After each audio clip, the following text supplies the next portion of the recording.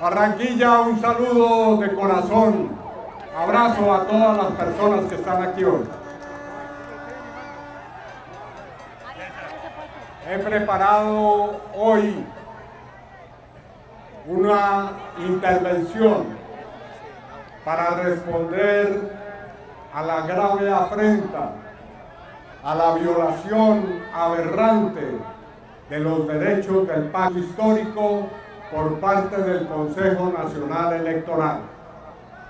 Anuncio que cuando llegue a la jefatura del Estado, es decir, muy pronto, haré una reforma política para eliminar el Consejo de Estado.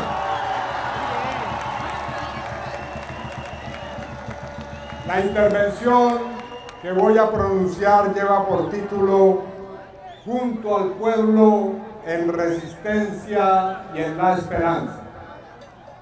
Queridas compañeras y queridos compañeros, me honra tomar la palabra en Barranquilla, una ciudad donde los movimientos sociales han escrito con sacrificio y dignidad algunas de las páginas más luminosas de la historia de Colombia.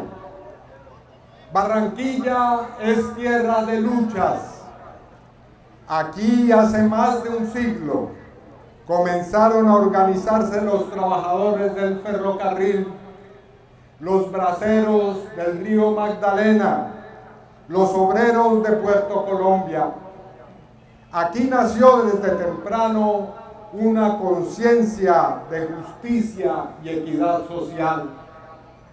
Esta ciudad ha sido la gran puerta de entrada de ideas libertarias y emancipadoras.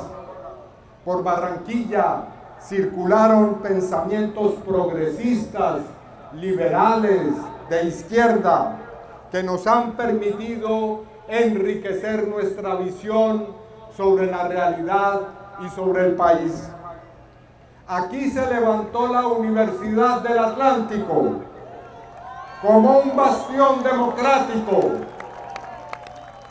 y aquí se aprendió a defender la educación pública, lo que implica enfrentar, óigase bien, sin miedo, a las mafias politiqueras y mafiosas clientelares que pretenden convertir el derecho a la educación en un botín y en un negocio. ¡Que viva la Universidad Pública del Atlántico! Por todo ello, compañeras y compañeros, me parece un lugar más que propicio para pronunciarme hoy sobre la aberrante decisión que ha tomado el Consejo Nacional Electoral, que quiere privarnos de nuestro derecho a la participación electoral, que a mí me ha revocado la inscripción para la consulta del 8 de marzo y pretende acabar con 15 listas del pacto histórico a la Cámara de Representantes en todo el país. Es el lugar para que digamos qué está en juego en esta elección, porque no es la primera vez que en Colombia se intenta frenar, aniquilar o silenciar a una fuerza política que es una posibilidad real del cambio social, y es o no es la primera vez que se intenta silenciar a un dirigente político que ha puesto todo para el cambio social, como es nuestro digno presidente Gustavo Petro.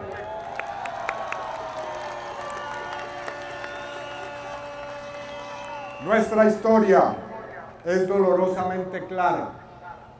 Cada vez que el pueblo se ha levantado con esperanza para un cambio social, los poderes de siempre han respondido con la violencia, el fraude, la mentira, el asesinato o con reglas de procedimiento a las que se intenta dar legalidad, pero en realidad son maniobras retorcidas.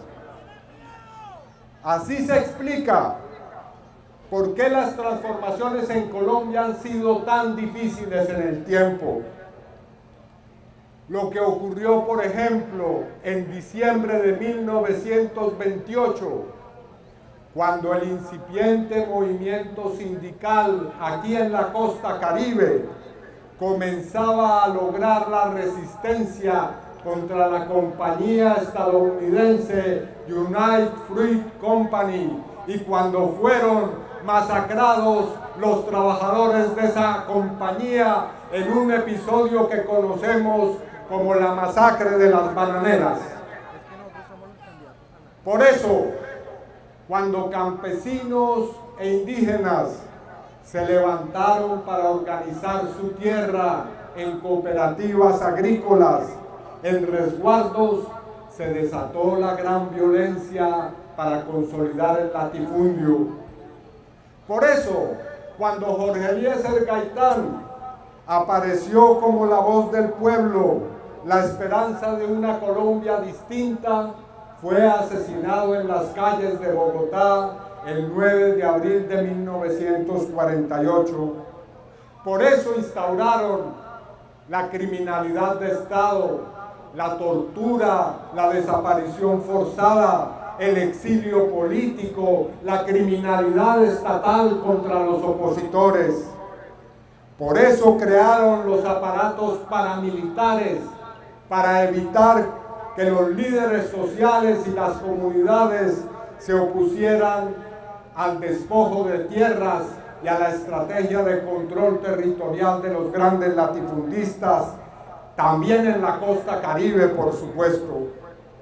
Por eso fueron asesinados muchos estudiantes universitarios, por eso fueron reprimidos, estigmatizados y llevados a la cárcel los muchachos y muchachas de la primera línea en el estallido social. Por eso ocurrió el genocidio contra la Unión Patriótica. Y a propósito de ese genocidio, quiero recordar en esta tarde de hoy, aquí en esta plaza, a un gran amigo, brillante dirigente político, gran líder estudiantil de la Universidad del Atlántico en su momento, José Antequera Antequera. Te saludo en la eternidad. ¡Antequera vive! Pero nada de eso ha podido impedir que seamos una fuerza. Aquí estamos a pesar de todo, porque la historia también enseña algo que es fundamental, y es que no hay un poder eterno que atemorice hasta no poder lograr la resistencia y los cambios, que el pueblo colombiano ha sido superior al terror estatal y a la represión, y que hoy tiene un gobierno que está haciendo posible los cambios sociales y continuará en ese proceso de transformación este año cuando elijamos el segundo gobierno progresista.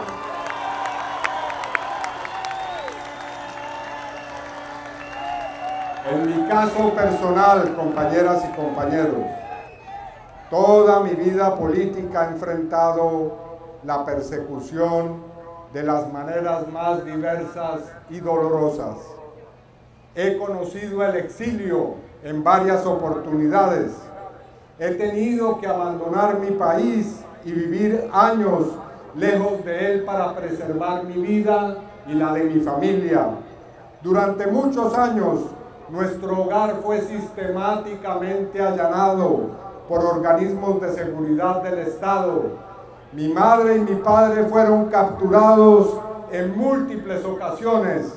Yo mismo fui detenido por el solo hecho de ejercer mis derechos políticos. Durante toda mi vida pública he sido objeto de amenazas constantes, seguimientos permanentes en mi lugar de trabajo y de vivienda. He sufrido campañas sistemáticas de estigmatización, espionaje e interceptación de mis comunicaciones. He tenido que vivir rodeado de un esquema de seguridad compañeros que me han protegido durante toda mi vida pública. Como se sabe, mi padre fue asesinado como senador de la República. Mi primo Francisco Javier fue asesinado como parte de un falso positivo. Mi tía Estela, dirigente de la Unión Patriótica en Cauca y Nariño, tuvo que sufrir un atentado dinamitero en su residencia. Durante los últimos 14 años he sido objeto de un montaje a través de falsos testigos desde el poder, auspiciado y ordenado por el expresidente Álvaro Uribe Vélez.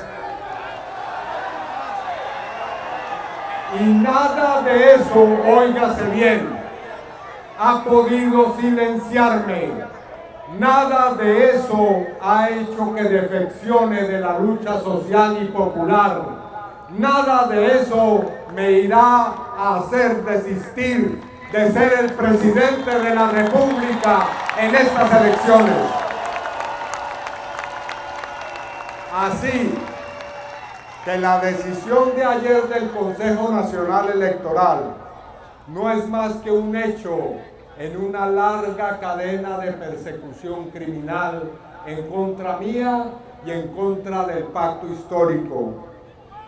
Como muchos hombres y mujeres de nuestro movimiento político, como tantos dirigentes sociales y populares de este país, mujeres y hombres, he sobrevivido al genocidio, a la estigmatización y a la persecución implacable.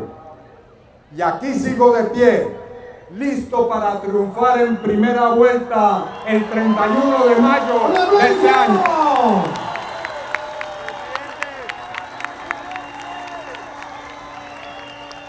El Consejo Nacional Electoral es una institución descompuesta y parcializada. Se vive, se siente, se espera presidente. Se vive, se siente, se espera presidente. Se vive, se siente, se espera presidente. El Consejo Nacional Electoral, óigase bien, es una institución descompuesta y parcializada, cuyas decisiones deberían avergonzarnos y deberían avergonzar a toda la sociedad colombiana y a cualquier sociedad que se precie de ser una sociedad democrática. Sin duda, un bien que se le debe hacer al país es eliminar ese organismo corrupto y peligroso para los derechos políticos. Y contra los señores Álvaro Prada Artunduaga, contra el señor Holman Ibáñez, quienes tomaron parte en la decisión de revocar mi inscripción a la consulta, les digo desde esta tribuna que procederé el día de mañana a denunciarlos penalmente por prevaricato. Con nuestros derechos no se juegan, compañeras y compañeros. Me comprometo con ustedes en mi condición de jefe de Estado para hacer realidad una reforma política, para adelantar una reforma que de una vez por todas acabe el fraude, la compra, el robo de votos, así como los escrutinios amañados. Esa será una prioridad, limpiar la política de esa clase de mañas y trampas electorales y también con ella de la clase corrupta, clientelar y politiquera. Compañeras y compañeros, el pacto histórico no es una aventura electoral. No somos un fenómeno pasajero y personalista. un suceso coyuntural, no somos un trampolín de oportunistas y advenedizos, ni somos una marca de moda propia de la política del espectáculo.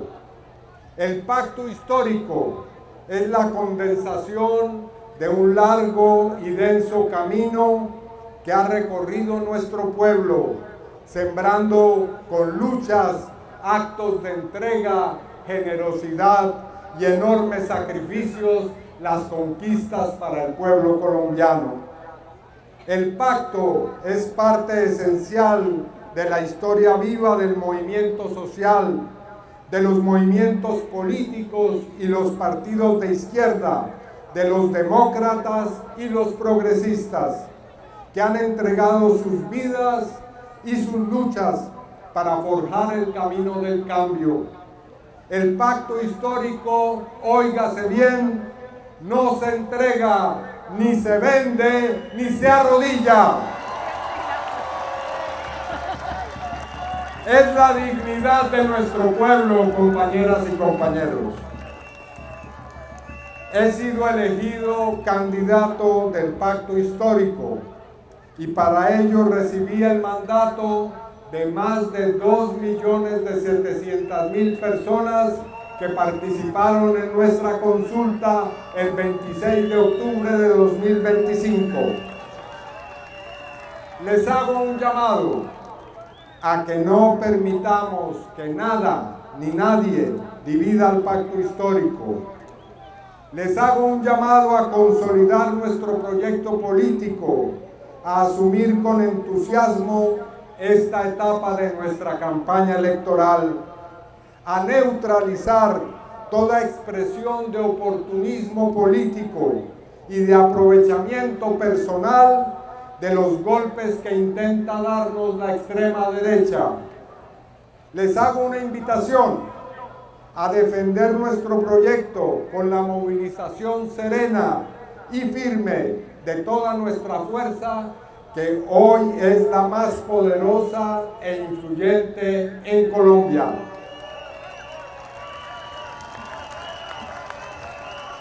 Les hago una invitación a que el próximo 8 de marzo llenemos las urnas de votos para elegir las más poderosas bancadas en el Senado de la República y en la Cámara de Representantes. Y los llamo a elegirme en primera vuelta de manera contundente y fulminante,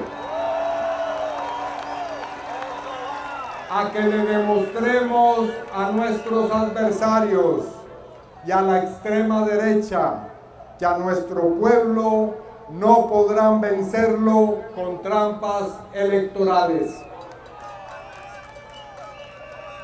Las y los invito a triunfar y a que el próximo 7 de agosto me acompañen a la posesión de nuestro segundo gobierno, y a que estén presentes cuando en la entrada del Palacio de Nariño yo llegue a darle a nuestro compañero presidente Gustavo Petro el abrazo de reconocimiento de nuestro pueblo a su exitosa labor cumplida, y en ese momento asuma la jefatura del Estado para dar comienzo al segundo gobierno progresista, que será el de las revoluciones éticas, sociales, económicas y políticas. ¡Que viva el pacto histórico! ¡Que viva el presidente y compañero Gustavo Petro! ¡Que viva Colombia, patria libre, digna y soberana!